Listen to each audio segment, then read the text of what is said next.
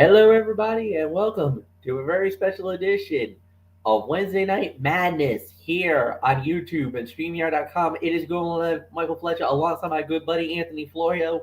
Michael Bullock will not be here tonight. We found out earlier this afternoon that he will not be on the show. We hope to have him tomorrow night for a very special edition of TXN Sports World, where we have a very loaded show, to say the very least. A lot of free agencies, a lot of news coming out. And yeah, so we got that going down tomorrow. But tonight, was NXT a 2.0. That was last night. Very good show. And then, of course, AEW Fighter Fest. We're still buzzing over the main event that just went down just a couple of minutes ago. We're going to have a lot of good things to say about that show. But as always, we got to kick it off with NXT 2.0. That was live on the USA Network last night. And here we go, as we would say. So, NXT 2.0, we start that off. And we started off with an angle before the show even got started. And unfortunately for Roxanne Perez, she got jumped. She got jumped outside of the building before getting into the building. Referees, officials, checking on her, and we're like, what the hell? We're like, oh, damn it. Toxic Attraction jumped her. It's obvious. It had to be them. They probably wanted to get the leg up for Mandy before the match because they're scared that Roxanne is most likely going to be the one to win the title. So this is definitely a little bit of a situation. We will monitor that. We will get back to that because there's a lot more for that later in the evening. So with that said, we do indeed kick it off with the first bout of the evening for NXT 2.0. And we kicked it off with Tiger. This is UK. Oops. I'm sorry.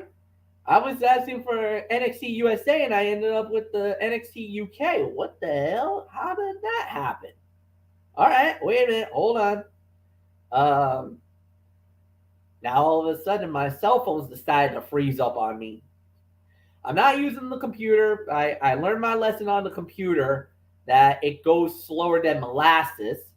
So I'm going to try to do this via my Samsung Galaxy phone, and unfortunately, it kind of kicked me on the wrong path here. Here we go, NXT 2.0. Here we go. So what we had was Giovanni Vinci against Apollo Crews, and when it was all said and done, winner of the bout in 12 minutes and 9 seconds was Giovanni Vinci. He gets a big win over Apollo. Look, solid match, good opener, and I don't mind Apollo losing because you want to establish the younger talent. Giovanni Vinci is brand new.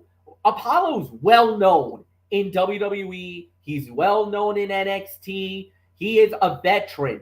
And a lot of the times now these guys coming over is to kind of push the younger talent, even though I think in layman's terms, any other night, any other event, any other situation, and Apollo Crews wipes the floor with Giovanni Vinci. Giovanni Vinci would be an afterthought in this type of situation. However, when you got NXT 2.0, and the premise of NXT 2.0 is that they are trying to elevate younger talent, newer talent to be future WWE stars. Giovanni Vinci absolutely fits that mold of new talent, trying to get over, trying to get elevated into a level that someday he makes it to the main roster. Where in the case of Apollo, he's already been there. He's already was established. And he is one of the, you could say, one of the workhorses for WWE. He could always go back up to the main roster at any time. That's why I don't feel like this was a bad loss for Apollo. Giovanni needed this win. He needs a signature win. To beat Apollo Crews, a former Intercontinental Champion, that is a great stepping stone and the first, I guess you could say the first domino effect for him to hopefully someday elevate his game. And plus, on top of that, this was a solid match. So they both did pretty good working together in the ring. I could give this easily a 3-star match. I thought it was very enjoyable.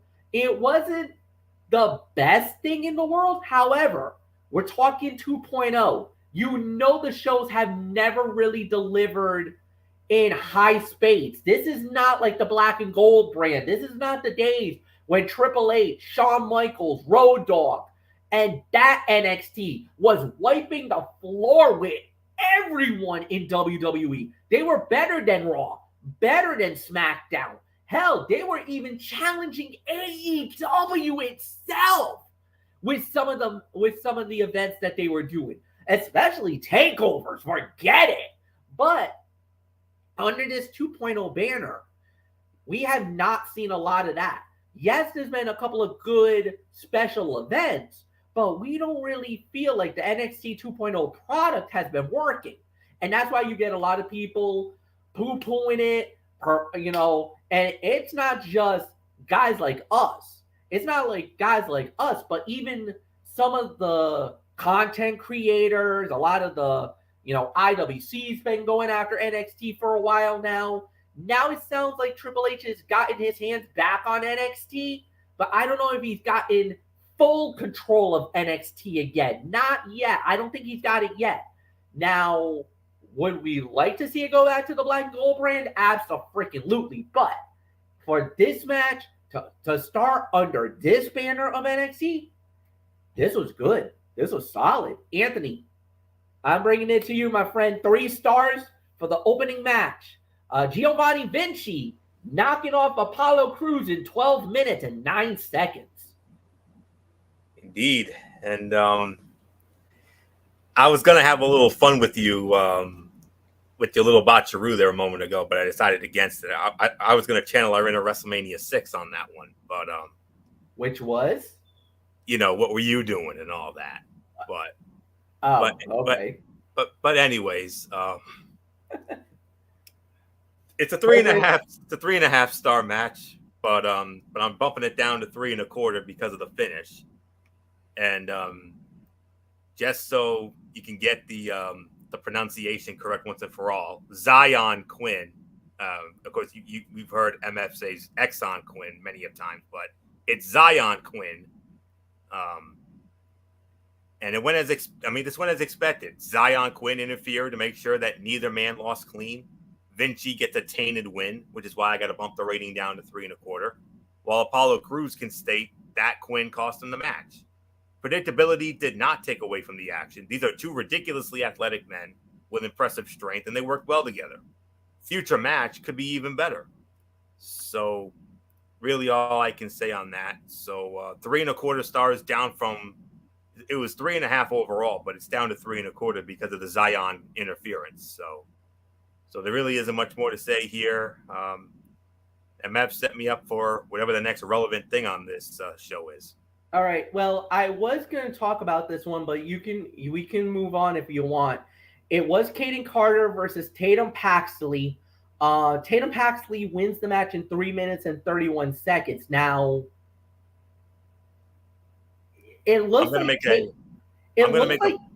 Tatum is now working with Ivy Nile. So it looks like Tatum and Ivy are working together. It looks like it's like a student and teacher type of situation, but Tatum got a big win. She just took down you could say one of the top women, at least in the tag team division. We can't talk about it in singles because Kaden Carter is nowhere near championship level in the singles competitions, but her and Katana Chance definitely are, you could say, major players in the NXT Women's Tag Team division.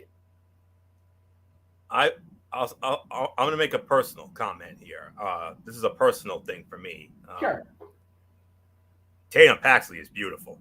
I'm gonna say that right now. She's quietly becoming one of my personal favorites in the women's division. The same way you feel about Katana Chance, Casey Catanzaro, if you will. Yeah, I don't know what it is, but she's something. But personal comment aside, with each performance, Tatum Paxley shows more. I mean, she's still a work in progress, but she looked good here in working Carter. She sold well and transitioned through Carter's impressive bevy of offense in just 3 minutes. It's a shame these two did not get more time. Yes, there were some sloppy moments, but this would have certainly been smoother with more time. And Paxley picking up the win could be the beginning of her true run in the women's division as a contender. It's a 1.5, maybe 2-star for the effort, but I'll say that right now. Biggest win of Tatum Paxley's young career to date. Maybe it could lead to some bigger wins for her down the road. We'll see, but that's all I have to say on that. So, MF, you have your favorites in the women's division. I have mine, and Tatum Paxley is slowly but surely, quietly growing on me. Oh yeah, I mean, she'll get there eventually. I mean, and especially if she starts working with Ivy Nile, and you already seen how Ivy is. You know her work regimen. I like her too. You know her attitude. You know her work regimen. You know she is bare to the bone. No she nonsense. Will wear you out in the workouts, and she is a gym rat.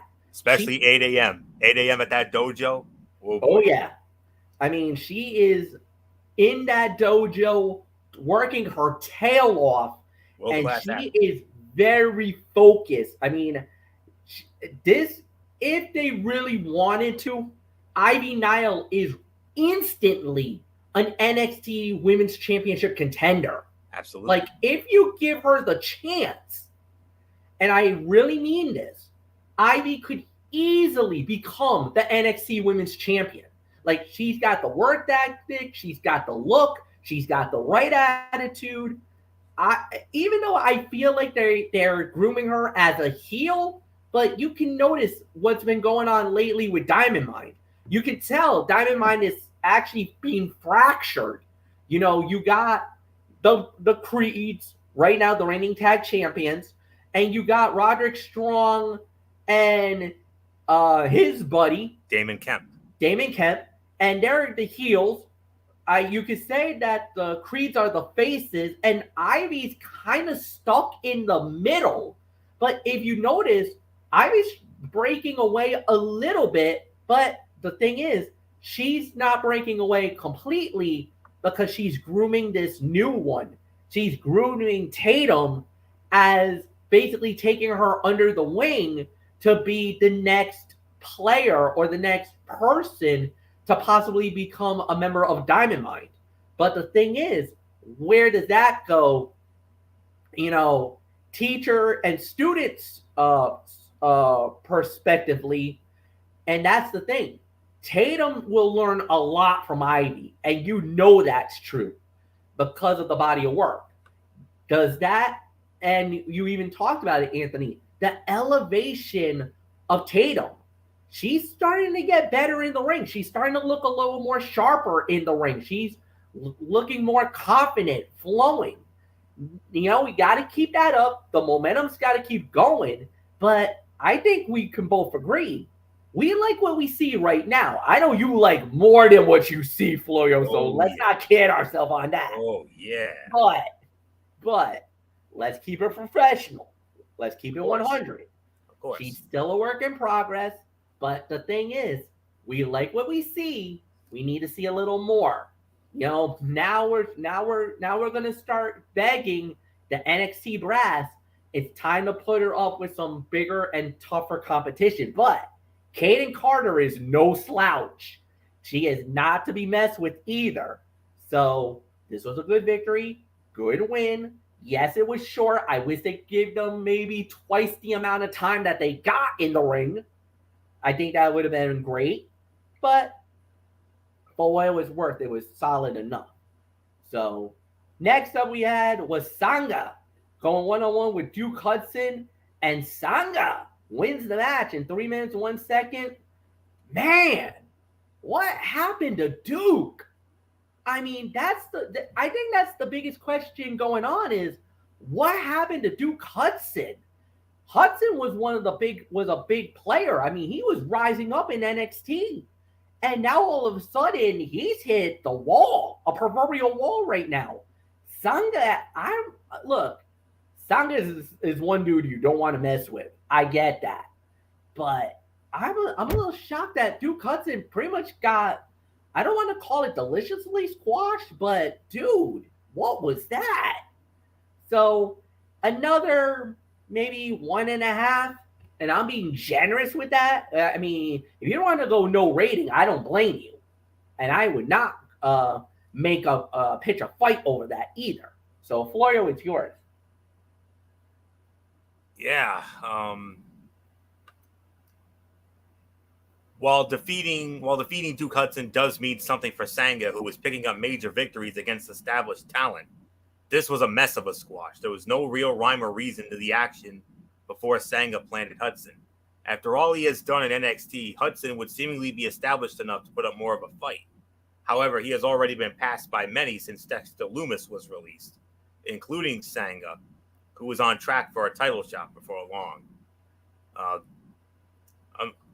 Maybe dud to 1. That's the best I can go. All right. Next up, we had on the fight card was Solo Sikoa. He was going one-on-one with Von Wagner. Well, unfortunately, this fight got thrown out. 6 minutes and 50 seconds due to a double count out. You know the decree. It doesn't matter if it was from the old show or this one on Talking Wrestling TXN. You know the rules, folks. Double count out, double disqualification, automatic NA on the call on this one. There's just no reason. Look, it was a hard bruising fight. It was a be a man fight. Darn shame it got thrown out like this, but it continues the storyline. That's all we can say. It's storyline progression. I guess that's good, but I mean, Florio, disappointment, man, because this had the makings of being something really special before the double count out came. This was a rare match where it was difficult to call the winner, so NXT did not choose anyone. Sikoa and Wagner would make for interesting rivals beyond just this one match. Given the non-finish, it seems to be moving that way. And with the Samoan superstar's experience, he pushed Wagner to work a full top star match from the start to the finish. It would have fit right in on Raw or SmackDown, including the awkward ending. And the two have plenty more to give. So it's definitely an NA, no question about that. And the two continued to fight after the finish, battling to the back and all the way to the parking lot. And then Solo Sikoa threw Robert Stone into the trash after the brawl stopped, literally. Tossed, yeah. He took that garbage bag and put him in the dumpster. Couldn't happen to a nicer guy. Garbage bag. And garbage bag Robert... WWE. That seems very familiar. If memory serves me correctly on that. No, I was just saying. He took him like a garbage bag and put him in the dumpster. Well, what I'm trying to say is, but your reference about the garbage bag and it's kind of a little bit of a swipe at WWE because you know about the stories about the garbage bags and when the women were getting released, so that's why I kind of wanted it to play off that. So you kind of gave me the ammo there, Florio. Okay. So just saying. Sure thing. So it's an NA, obviously, but yeah, that was the lasting visual of seeing Robert Stone getting thrown in the trash, deservedly so. And the thing is, Sophia Cromwell, what's the deal with that? I mean, it's almost like she's got some kind of power over Von Wagner. Yeah, I noticed that too. Yeah. I mean, is it possible that Sophia is trying to gain Wagner through Robert Stone? I mean, she keeps playing her cards right. She could snatch him. She could snatch him. Sure can. Mm-hmm. So NA, move on. All right, next up we had was Indy Hartwell going up against Lash Legend. Indy Hartwell wins the match in 3 minutes and 45 seconds. However, you don't not necessarily I don't think Alba Fire got involved. She was there, but I don't think she actually physically or was close enough to get into the fray. But this is a big win for Indy Hartwell. A very good win for Indy Hartwell. A much needed win for Indy Hartwell. She's been kind of ever since everything that happened, because remember, Indy was a major player in NXT for a long time. Remember the way? I mean, you had Johnny Gargano, Candice LeRae. Yes, you had Indy and Austin Theory.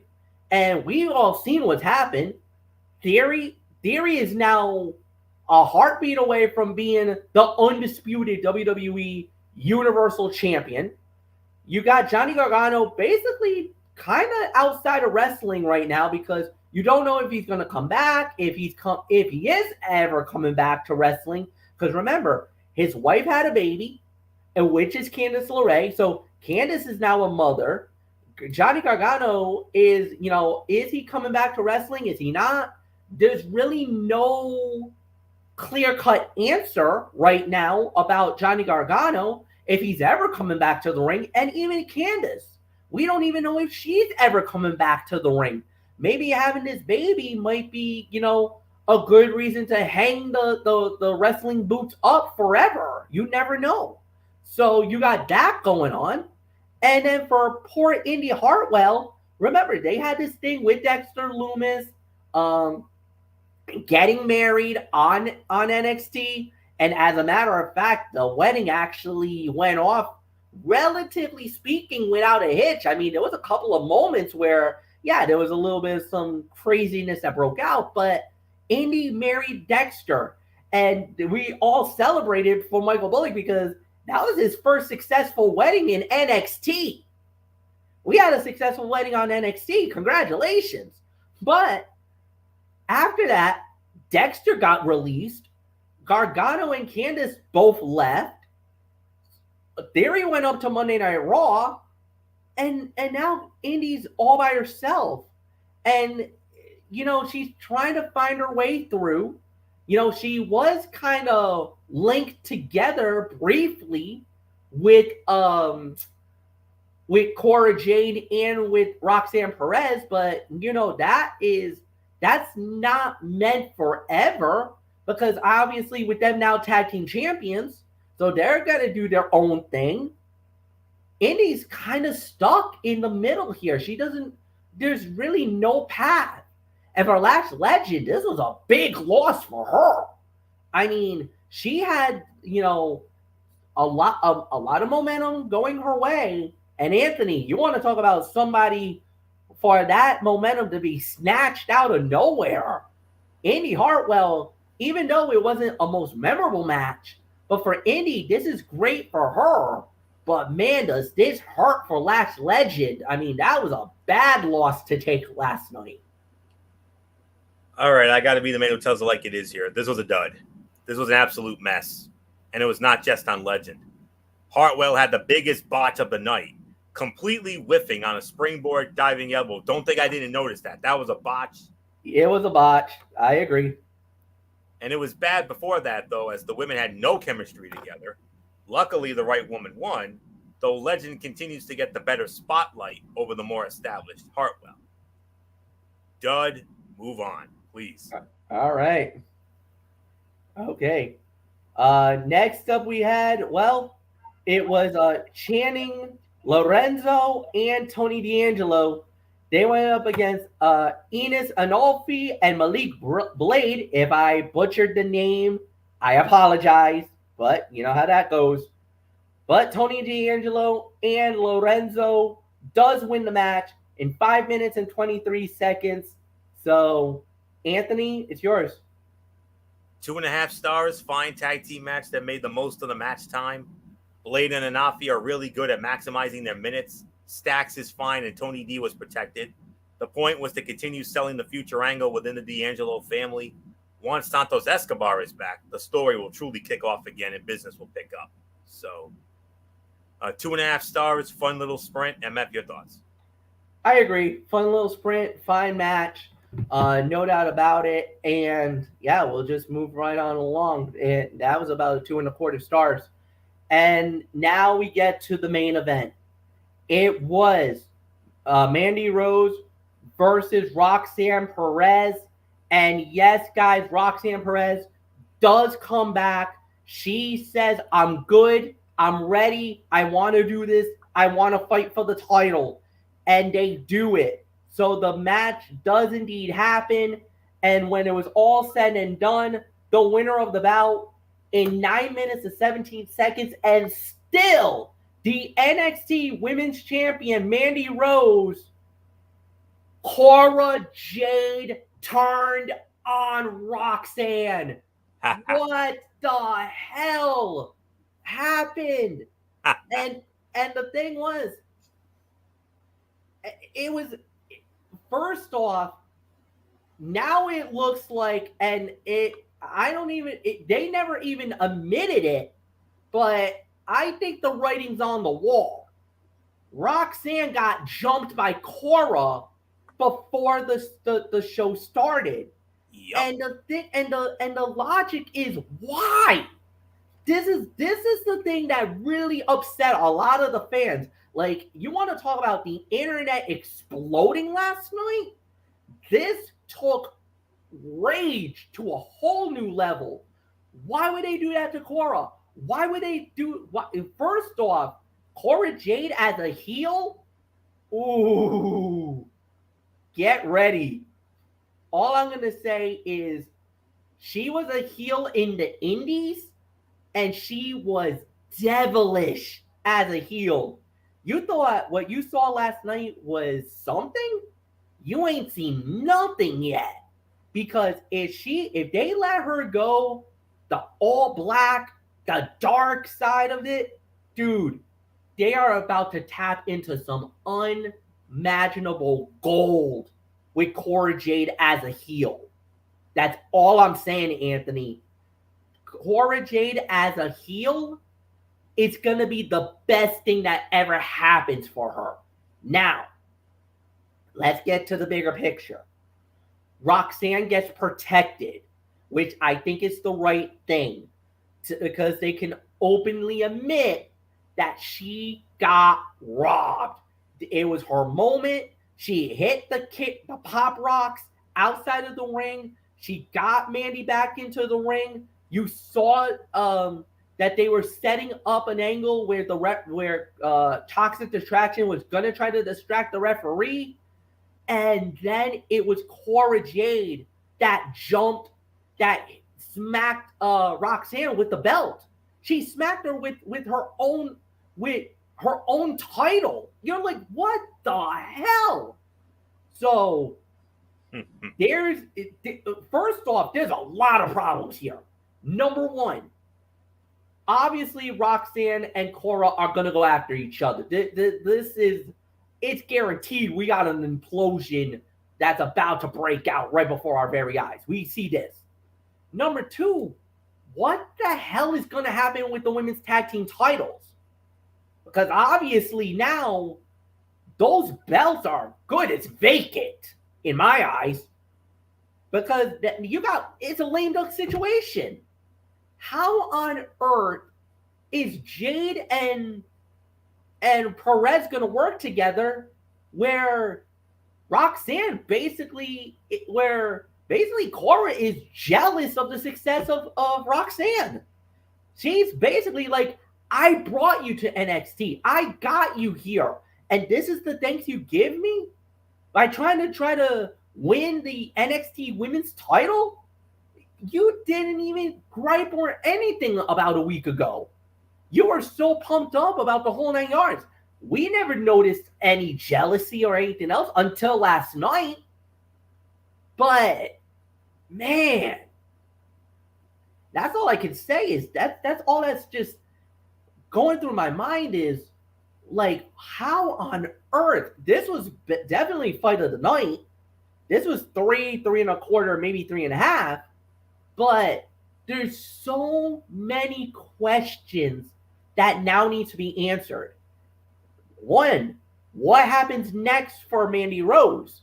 Obviously, she now thinks, well, now I got really no competition now, because if Cora and Roxanne are going to destroy each other, hey, by all means, go for it, girls. Go at it. That's more time for me to hold on to this title a little while longer. Now it also gives us the theory in our mind is that, yes, Anthony, you said it once before, and you said that Roxanne Perez was probably going to be the one to upend her. She's going to have to go through Cora Jade first. But in due time, I do believe now more than ever, your thought or your hope, I think it's going to come true. I think it will be Roxanne Perez sometime, maybe later in the year, maybe in 2023.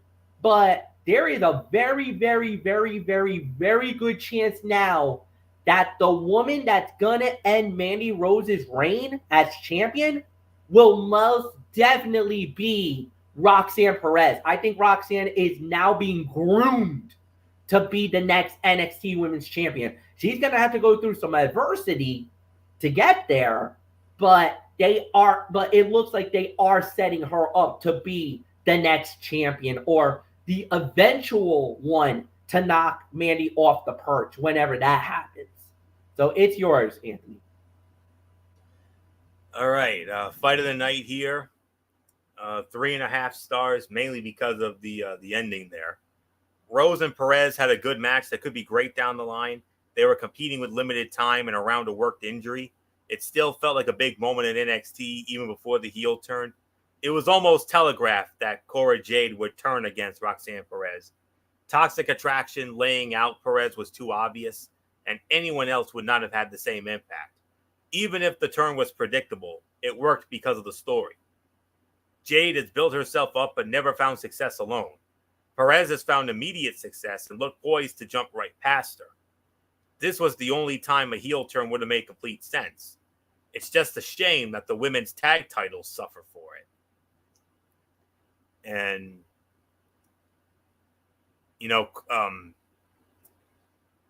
all right, now to what I have about this. Cora Jade explained she didn't see who attacked Perez, but knew it must be Toxic Attraction. In a separated interview, Toxic Attraction refused to take responsibility. And all right, now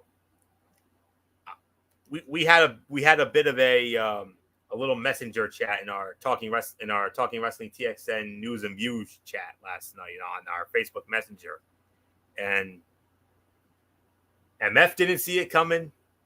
Michael Bullock didn't see it coming. But guess what? I did. And I'm gonna tell you why. First of all, I ain't no Johnny come lately on the block. I saw this coming from start to finish when I saw this last night. They were saying that Toxic Attraction had nothing to do with it, and then there was the backstage interview that Cora Jade had with Mackenzie Mitchell. And I noticed a little gesture that she made during that interview. And then the light bulb went right off in my head. And then I thought, it's Cora. Cora attacked her. It was a Toxic Attraction. It was Cora. Cora Jade. They're setting her up. And then sure enough, surprise, everybody, Cora pulled the wool over everyone's eyes, but not mine. And then you had other women, including Valentina Feroz and Yulisa Leon, asked each other about what happened to Perez, but nobody had an answer. You know, you could have made an argument for Nikita Lyons because she made clear in her interview that she did not attack Perez, but would fight Rhodes if the challenger couldn't go. And Mandy ripped at the tape that protected the ribs of Perez as she continued to focus attack on the challenger's injury. So, all right. So what does this mean? What does this mean in the grand scheme of things? Well, it was announced, Michael Bullock dropped it in our messenger chat earlier on. Next week on NXT 2.0, there's going to be a 20-woman battle royal. And the winner of that 20-woman battle royal will be the next challenger for Mandy Rose in the NXT Women's Championship. You could easily make an argument that Roxy is the favorite, but let's not forget, Nikita Lyons is the other big favorite. Don't be surprised if it comes down to the two of them in the end. Now, as far as the tag team titles are concerned, you got to imagine it's got to be a tournament. I mean, there's probably going to be some sort of a tournament to determine new champions. And here comes the big point here. MF, I'm gonna reference back to one of the most well done heel turn jobs that you and I ever saw 20 years ago. Do I have to remind you about the whole thing with Triple H and Shawn Michaels? Do we remember that? I mean, remember when Shawn got his head rammed through the car window, and all those talents gathering around, and Hunter acted like he had nothing to do with it, but then it turned out it really was him. It's almost the same thing with Cora Jade, if you will. And that's exactly what it was. It had that feel. It had the feel of Hunter and Shawn from 20 years ago, which led to what many are calling the greatest match in SummerSlam history, the non-sanctioned match. But I saw this whole thing coming, and I found a late dirt sheet that said that a heel turn for Cora Jade was in the works, and and that's pretty much all she wrote. So the turn is done. Cora's a heel now, and I didn't even know she was a heel in the Indies, but of course MF, obviously, with how religiously he follows indie wrestling, I don't follow it as much as he does, but Cora Jade, I'm sure Cora was a vicious heel down there, and I can only imagine what she's going to be like here. So yeah, 3.5 stars. The match was really 3.25, but I'm bumping it up to 3.5 because of the well execution of the Cora Jade heel turn. This was very well executed, and I mean, what else is there to say? I mean, Battle Royal next week, 20-woman Battle Royal. Winner gets Mandy next for the women's title. I mean, yes, Roxy the favorite, but watch out for Nikita Lyons. That's all I'm saying. Don't be surprised if she ends up winning that. And the tag team titles, tournament. That's the only fair way you can do it. So it's a lot, it's a lot to make sense of, MF, but and one more thing, Michael Bullock, Bullock called me up earlier. He informed me that he wasn't going to be on the show tonight, and he wanted to say that, if he was here, he would have said that this whole thing doesn't make sense because of the fact that they're the tag team champions. He said if they weren't the tag team champions, then it would make sense, but because of the fact that they are the tag team champions, he was very critical of the heel turn, and we can definitely pick his brains about it tomorrow night after TXN Sports World goes off the air, because he'll be back for that. But obviously, the real reason why Cora did all this For those of you who are wondering why Cora, why, she doesn't have to explain. I'll explain it all for you. Jealousy and resentment, boys and girls. Jealousy and resentment. That's all there is to it. She was seething with jealousy, and she was big time resentful of Roxy going for the cashing in the breakout contract. Right, just damn near immediately after they won the women's tag team titles at the Great American Bash. Obviously, Cora had a problem with Roxy trying to become a gold hog, and that's what it was. So that's the reason why Cora did what she did. And as a heel commentator, oh boy, I would have had a field day with this and then some. Trust you me. Whereas Bullock and MF would have been, kind of like a Michael Cole, Jerry Lawler, Byron Saxton type thing. Whereas I would have been like the Jesse Ventura, Wade Barrett, and all that. And all the fun we could have had on commentary if we had done it. But anyways, 3.5 stars, fight of the night. MF, it's a lot to make sense of, but I know in due time we'll get it all straightened out. Yeah, absolutely. All right, so we move on along. Overall review, and Anthony, I guess you lead off. Well, I'll give this about a 6, maybe 6.5 out of 10 here. Still the usual average, solid, but not overly spectacular show.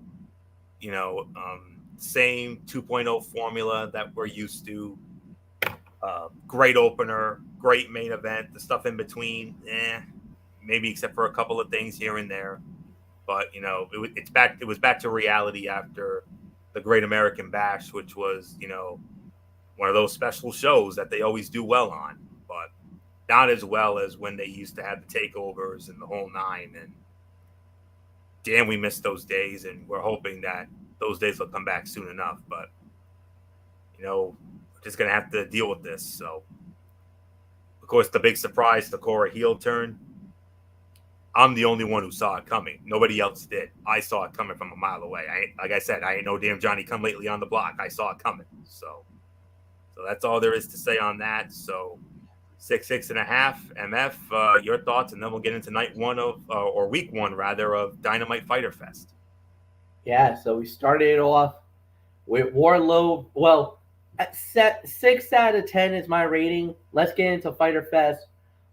We start with Orange Cassidy versus Wardlow for the TNT Championship. Wardlow wins the match in 11 minutes and 35 seconds. Great opener for Fighter Fest. Great matchup. And at the very beginning, I wasn't really too fond of it. I didn't really like the hijinks and the shenanigans. I'm just glad that they actually got the best friends out of there. Then we saw Danhausen under the ring. And he actually tried to place a curse on Wardlow, and then thought better of it, and it's like, you know what, man? Nah, you're cool. I respect you. Even Wardlow, he could have easily made Danhausen mincemeat, but did not. Smart move. Focused on the match. It was still a good wrestling matchup. It was, the psychology probably better than expected, but at the end of the day, the outcome was never in doubt. Winner, still champion Wardlow. Anthony Florio, easily I could say about 3 stars, so it's yours.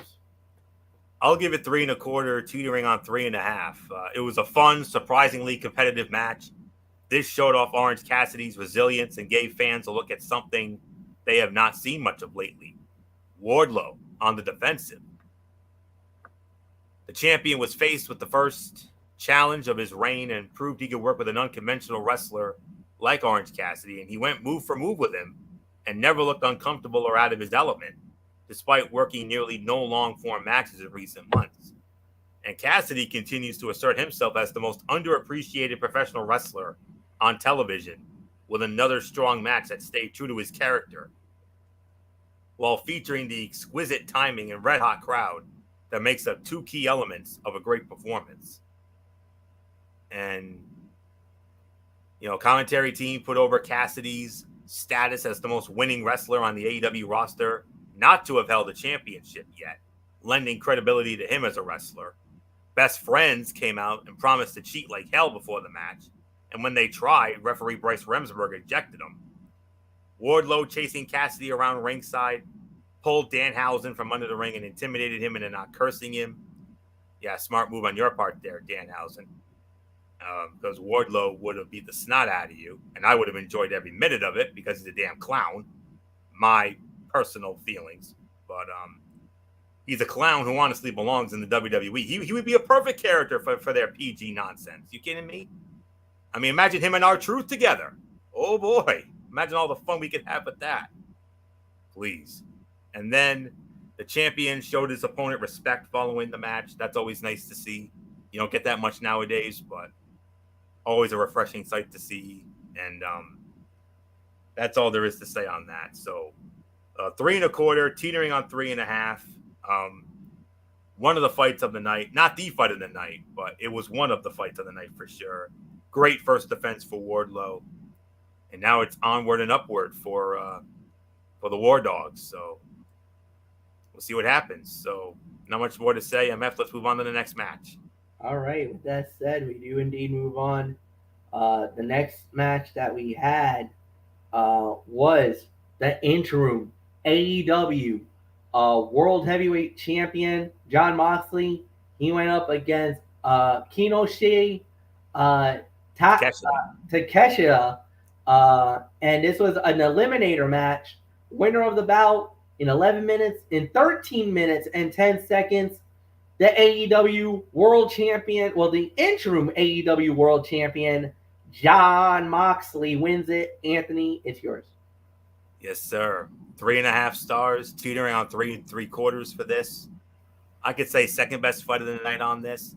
Intensely physical match that continued to portray the young Japanese competitor as a future star in the industry.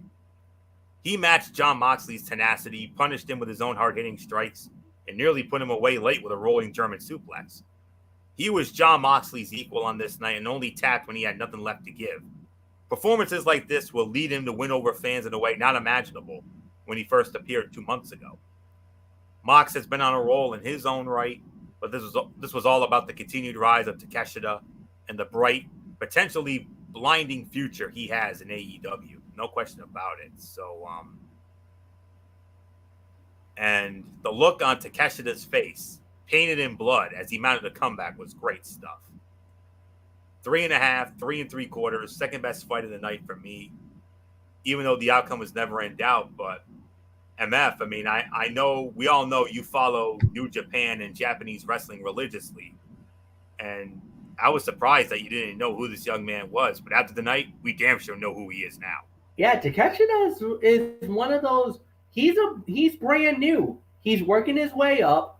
And I think Takeshita will become a big star, especially, the more matches he has, the better he becomes.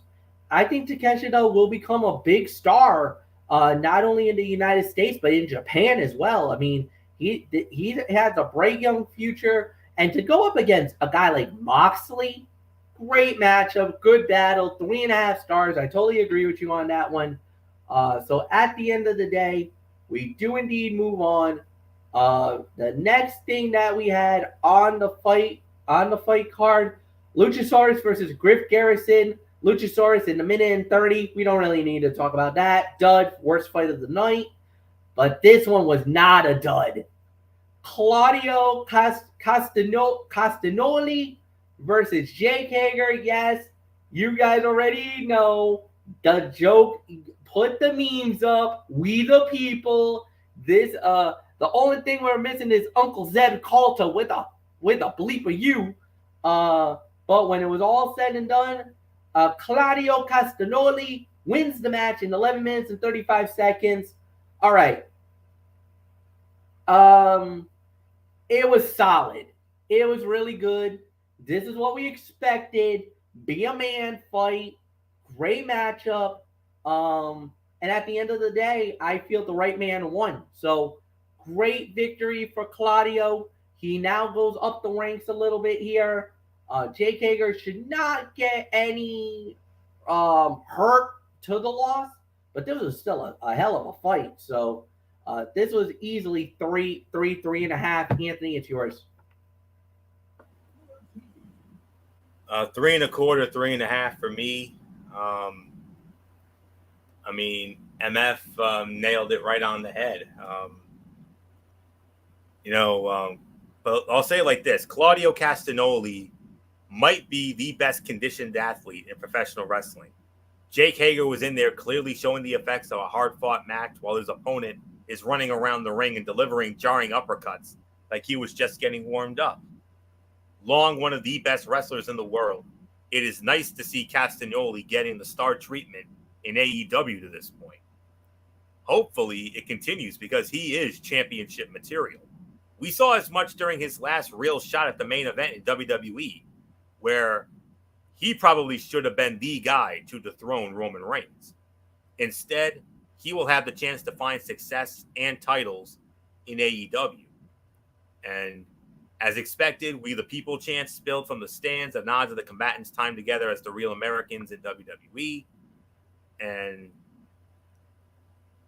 Claudio was taught the uppercut by Dave Taylor, who threw the best uppercut in the world. William Regal on commentary added, before reminding the audience that Castagnoli ended Regal's 30-year wrestling career by jumping on his head. And said uppercut is impressive every time. And that's really, and Castagnoli's 619 is always impressive given his size. So this is another 3.25, 3.5 star match. Definitely the be a man fight that we all knew it would be, and outcome never in doubt. We all knew Claudio was going to win, and all I can say now, MF, is now that he's in AEW, the sky's the limit, and I believe he's going to get he will most assuredly sometime down the road, he's going to get that main event push that he should have gotten in WWE. There's really not much to add there. There's no argument from that as either. Next up, we had was Serena Deeb going one-on-one with Anna Jay. Serena Deeb wins the match in roughly 7 minutes. Anthony, it's yours. I'm going to be honest with you, MF. This was a Tony special.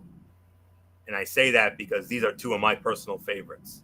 Yes, indeed. We know that. Especially Serena Deeb. I mean, I love Anna too, but there's just something about Serena Deeb that I just love so much about her. I mean, not just because she calls herself the Professor, and that definitely perked me up when I heard that. But I'm gonna say it like this: this was a sleeper fight of the night for me. I mean, Serena Deeb easily could have, buried her and whatnot, could have deliciously squashed her, but no.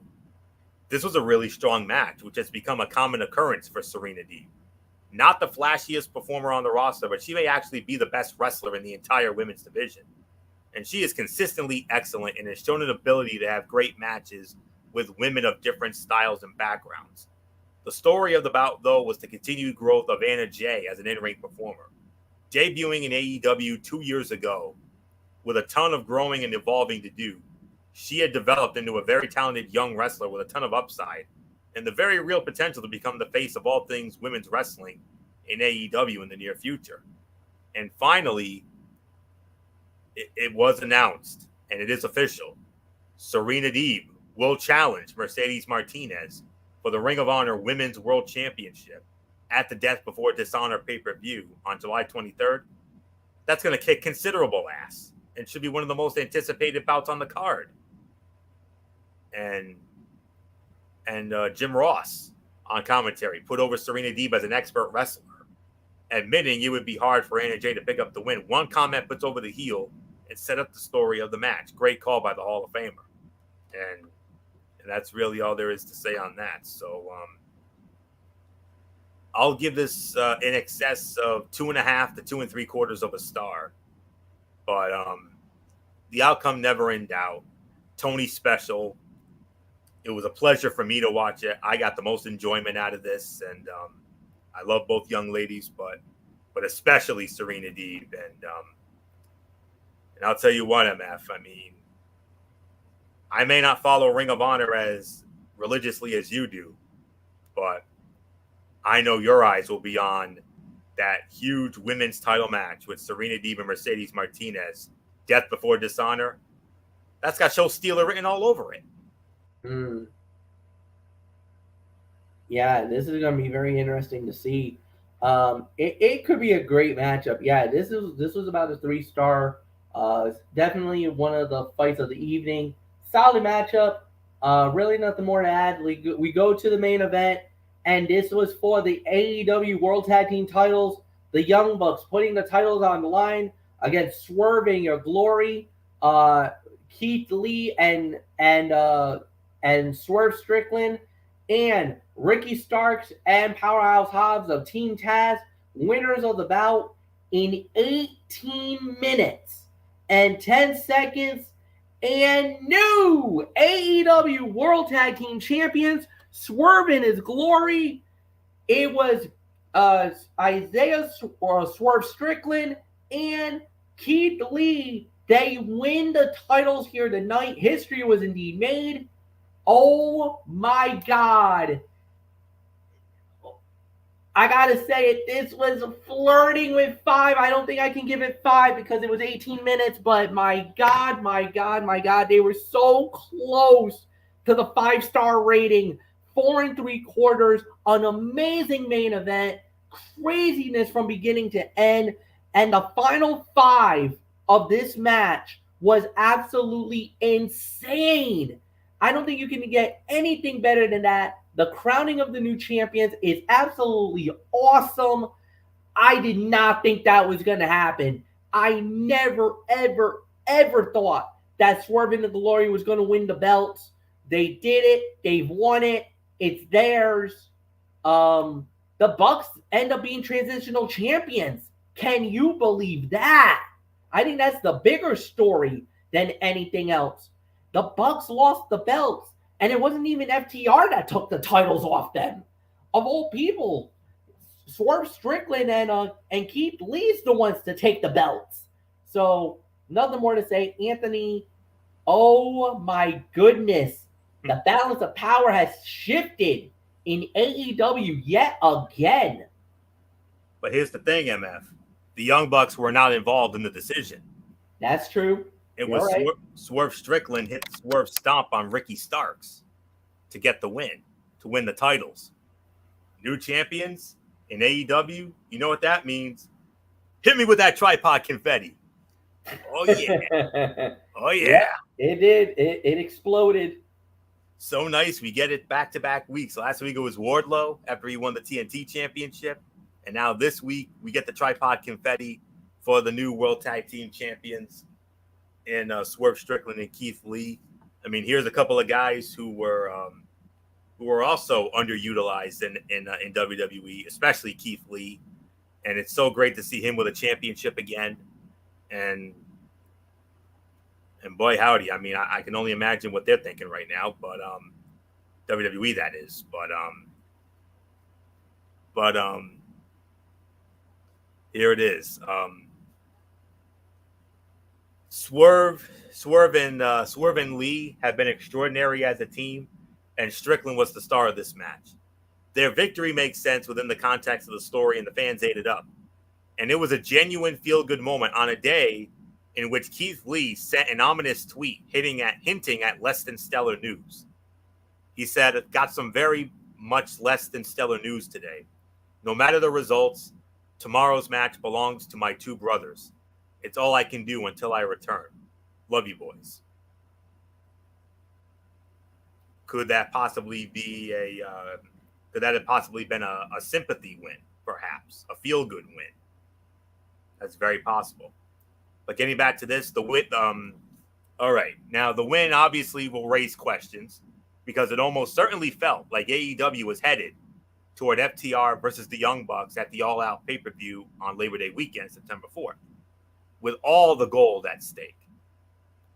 However, there is still plenty of time to get there, but not without hot-shotting the tag titles.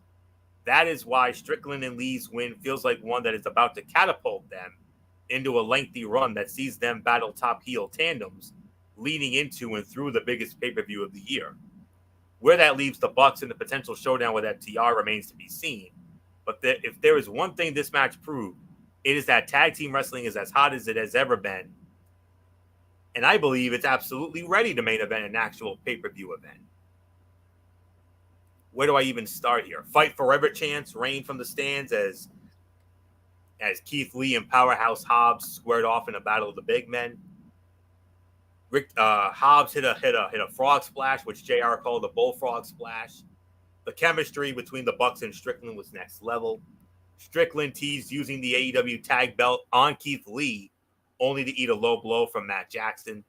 And Lee, with the tope con hilo, was a great moment and served as an exclamation point on this match. We've seen him do it before. We saw him do it in NXT, made Mauro Ranallo lose his mind. And, that's really all there is to say on that. And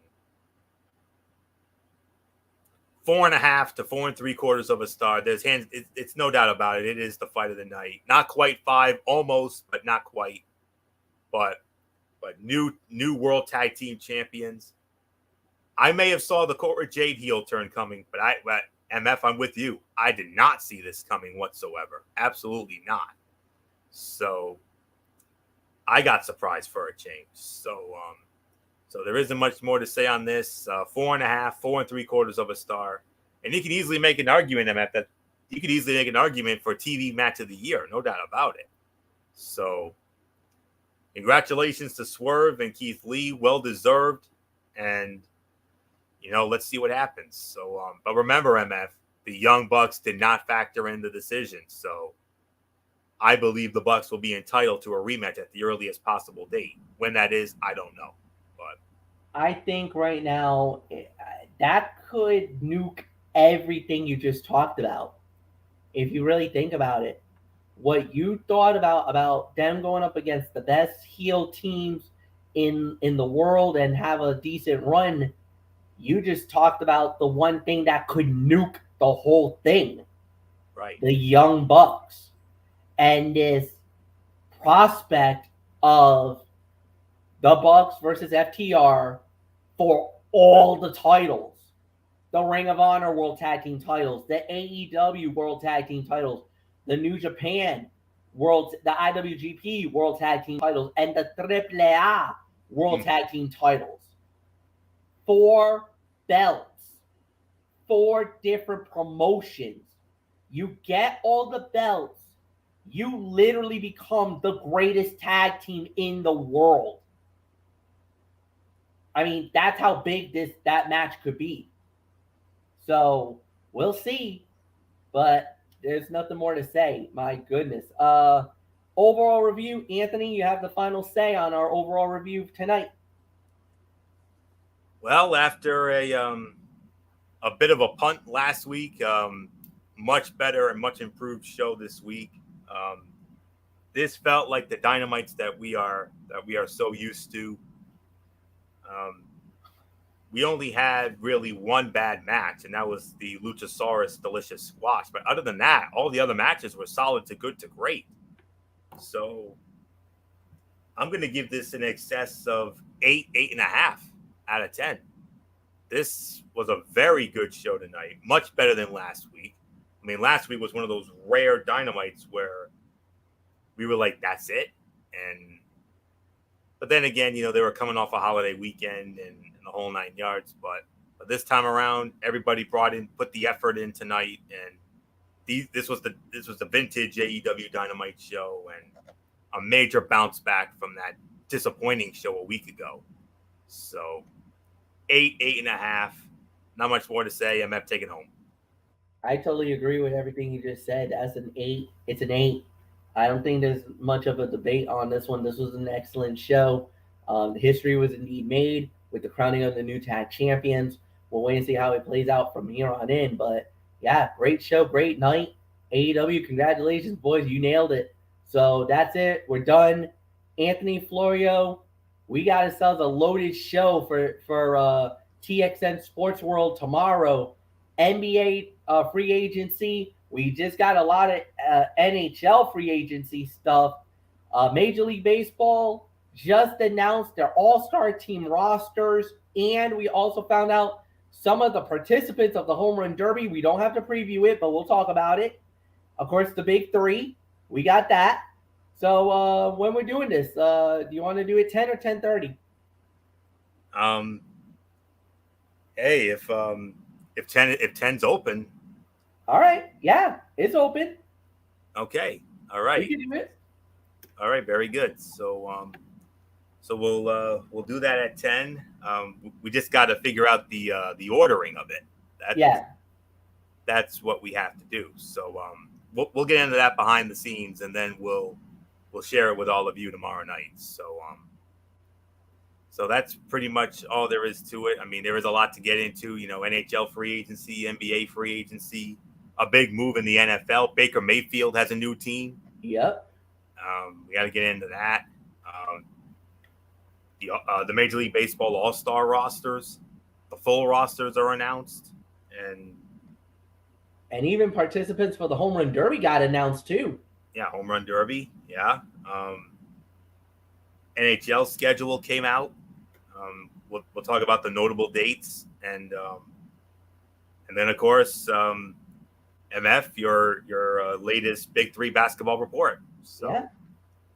Which I'm looking forward to hearing about. So that's it. So we'll do that tomorrow night, 10 p.m. TXN Sports World. Like I said, MF and I have to figure out the ordering of it, and then we'll go from there. So not much more to say. MF, wrap it up.